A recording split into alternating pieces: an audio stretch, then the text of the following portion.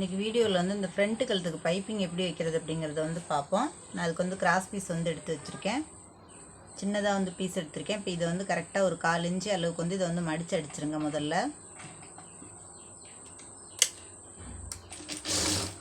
இந்த பிசுரை உள்ளே வச்சு கரெக்டாக மடித்து அடிச்சிருங்க.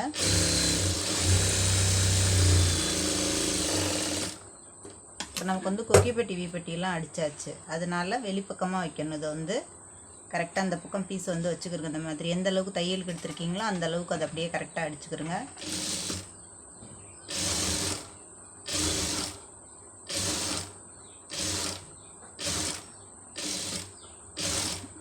ஸ்டார்டிங்கில் அதை கட் பண்ணிவிட்டு அதை மடிச்சு விட்ருங்க. அப்படியே இந்த பிசுரை கரெக்டாக உள்ளே வச்சு அதை வந்து மடிச்சு விட்ருங்க. இப்போ இதை வந்து லைட்டாக வந்து இந்த கிராஸ் பண்ணி இதை வந்து கட் பண்ணிடுங்க. அப்போ தான் வந்து நீட்டாக நமக்கு வந்து எக்ஸ்ட்ரா பெருசாக இருக்கிற மாதிரி இருந்ததுன்னா லைட்டாக வந்து கரைச்சி விட்ருங்க. இதில் வந்து தையல் போடக்கூடாது. நமக்கு அதை கட் பண்ணதோட இதை வந்து லைட்டாக இந்த மாதிரி இந்த பீஸை வந்து இந்த பக்கம் வச்சுக்கிறோங்க. இதை வந்து கரெக்டாக உள்ளார வந்து உருட்டிக்கிறங்க. இந்த மாதிரி இந்த அளவுக்கு வந்து உருட்டணும். ஒரே மாதிரி வந்து ஈவனாக பைப்பிங் வந்து கரெக்டாக ஒரு மாதிரி இருக்கிற மாதிரி வந்து அடிச்சுக்கணும்.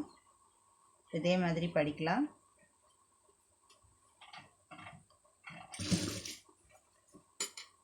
சாரி வந்து அந்த கலரு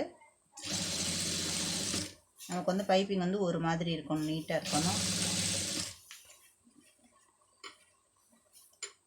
இது வந்து த்ரெட் பைப்பிங் கிடையாது, நார்மல் பைப்பிங். பின் கழுத்துக்கும் இதே மாதிரியே நம்ம வந்து வச்சுருக்கலாம். நான் அதுக்கு வந்து டிசைன் வந்து வச்சுருக்கேன், தனியாக வந்து அப்லோட் பண்ணுறேன். இந்த ப்ளவுஸ்க்கு வச்சுருக்க டிசைன் வந்து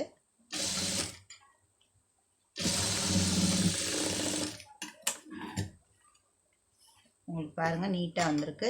எவ்வளோ அழகாக ஒரே மாதிரி வந்திருக்கு பாருங்கள். உள்ளுக்குள்ளே இந்த மாதிரி வந்து பீஸ் வந்து போயிடும். அதுக்கு வந்து ப்ளெயினாக வந்து இப்போ நான் கழுத்து பீஸ் வந்து அடித்து காமிக்கிறேன்.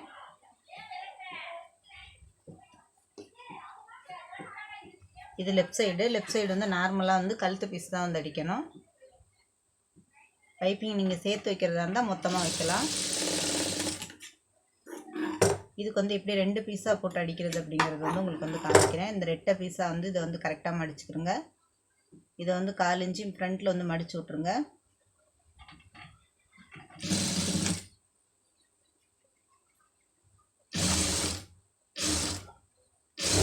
இது வந்து ஒரே மடிப்பில் வந்து நமக்கு வந்து வேலை வந்துடும்.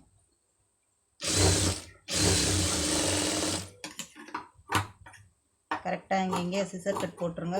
ஒரு வேலையாக முடிஞ்சிருச்சு பாருங்கள். ஈஸியாக அந்த எக்ஸ்ட்ரா இருக்கிற பீஸை வந்து கட் பண்ணிடுங்க.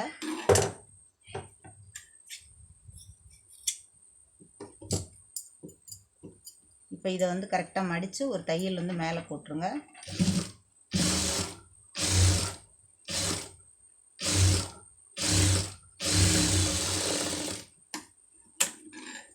இதை வந்து கரெக்டாக உள்ளர மடிச்சிருங்க. அந்த மாதிரி நீட்டாக மடிச்சுட்டு எடுத்து விட்ருங்க. முதல்ல இதை எடுத்து விட்டுட்டு அதுக்கப்புறம் வந்து தையல் வந்து போடுங்க.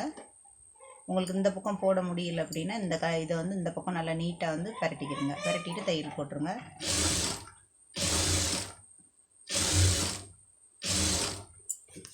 நமக்கு வந்து எப்படி வந்து தைக்கிறதுக்கு கை வாட்டம் வருதோ அந்த பக்கமாக வந்து வச்சுக்கலாம். அதை அப்படியே திருப்பிடுங்க. திருப்பிட்டு ஒட்டு தையல் போட்டுருங்க.